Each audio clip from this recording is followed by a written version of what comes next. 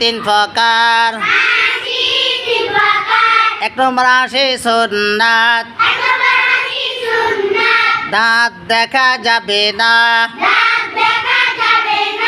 আওয়াজও হবে না, সওয়াব আছে গুনাহ নাই। দুই নম্বর হাসি জায়েজ, দাঁত দেখা যাবে,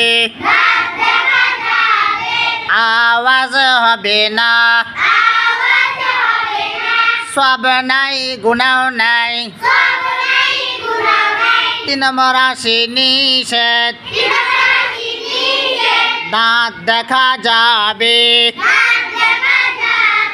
আওয়াজও হবে, সওয়াব নাই গুনাহ আছে। এক নম্বর হাসি মুস্কি হাসি, দাঁত দেখা যাবে না, আওয়াজ হবে না। দুই নম্বর হাসি জায়েজ, দাঁত দেখা যাবে,